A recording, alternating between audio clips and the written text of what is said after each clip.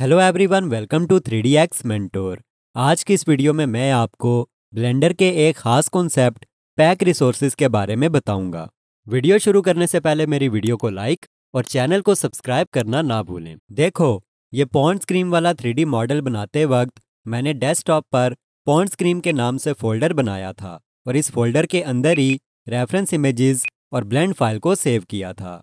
अगर इस blend file पर डबल क्लिक करके मैं इस ब्लेंड फाइल को ओपन करके दिखाऊं तो यहाँ पर आप देख सकते हो कि इस ब्लेंड फाइल में हमारा 3D मॉडल रेडी पड़ा हुआ है। अब यहाँ से मैंने ब्लेंडर को क्लोज किया और अब अगर मैं ये 3D मॉडल किसी को भी सेंड करना चाहूँ तो मैं इसकी ब्लेंड फाइल सेंड करूँगा। और अगर मैं ये ब्लेंड फाइल सेंड करूँगा तो जाहिर सी बात है कि ये फोल्डर तो साथ सेंड नहीं होगा। इसलिए अगर मैं यहाँ से इस फोल्डर को सिलेक्ट करके डिलीट कर दूँ और अब इस ब्लेंड फाइल को ओपन करूँ तो यहाँ पर आप देख सकते हो कि टेक्सचर डिलीट होने की वजह से यहाँ पर टेक्सचर मिसिंग की प्रॉब्लम आ गई। इसलिए जब भी कभी आप 3D मॉडल को रेडी करने के बाद ओनली ब्लेंड फाइल किसी को सेंड करोगे और टेक्सचर वाले फोल्डर को सेंड नहीं करोगे तो उसे टेक्सचर दिखाई नहीं देंगे, क्योंकि आपने ब्लेंड फाइल तो सेंड कर दी बट एक्सटर्नल डाटा सेंड नहीं किया। एनीवेज, ब्लेंडर को क्लोज करके डेस्कटॉप पर आके यहाँ से रिसाइकल बिन में जाके मैंने रेफरेंस इमेज वाले फोल्डर पर राइट क्लिक करके रीस्टोर पर क्लिक करके इसको रीस्टोर कर दिया और अब यहाँ से रिसाइकल बिन को क्लोज कर दिया और डेस्कटॉप पर आ गया। अब इस मसले से बचने का एक हल तो ये है कि मैं इस पॉन्ड स्क्रीम वाले फोल्डर पर राइट क्लिक करके इसे ऐड टू आर्काइव करूँ और इस जिप फाइल को सेंड कर दूँ, क्योंकि जिप फाइल में ब्लेंड फाइल के साथ साथ एक्सटर्नल डाटा भी कैरी हो रहा है। लेकिन अगर मैं ये चाह रहा हूँ कि मैं ओनली ब्लेंड फाइल सेंड करूँ और उसी एक ब्लेंड फाइल में एक्सटर्नल डाटा भी कैरी हो जाए तो ऐसी सूरत में मुझे पैक रिसोर्सेज वाले कॉन्सेप्ट का पता होना चाहिए।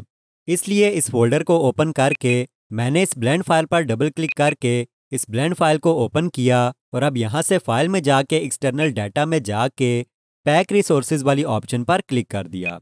आफ्टर दिस Ctrl+S दबा के इसे सेव कर दिया और यहाँ से ब्लेंडर को क्लोज कर दिया।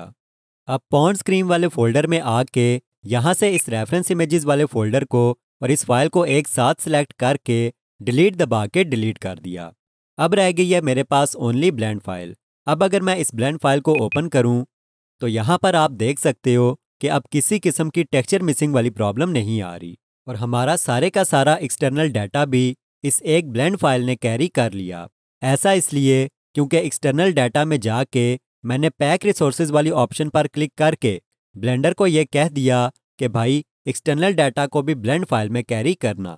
अब आप इस ब्लेंड फाइल को कहीं भी सेंड कर सकते हो और आपको किसी किस्म की भी टेक्सचर मिसिंग की प्रॉब्लम नहीं आएगी।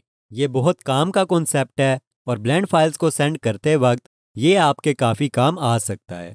और अगर आप ये चाहते हो कि जब भी आप ब्लेंडर में काम करो तो ब्लेंडर ऑटोमेटिकली एक्सटर्नल डाटा को भी काम करते वक्त साथ साथ ब्लेंड फाइल में पैक करता जाए, तो काम करते वक्त न्यू ब्लेंड फाइल सेव करने के बाद फाइल में जाके एक्सटर्नल डाटा में जाके ऑटोमेटिकली पैक रिसोर्सेज वाली ऑप्शन को ऑन कर लेना। इसको ऑन करने से अब आप जो भी काम एक्सटर्नल डाटा से रिलेटेड करते जाओगे वो साथ के साथ ब्लेंड फाइल में सेव होता जाएगा। अब एक और बहुत काम का कॉन्सेप्ट है, वो भी समझ लो। अब सपोज मैं इस ब्लेंड फाइल में से उस एक्सटर्नल डाटा को निकालना चाहता हूँ। उसके लिए मैं फाइल में जाके एक्सटर्नल डाटा में जाके पहले तो ऑटोमेटिकली पैक रिसोर्सेज को डिसेबल करूँगा।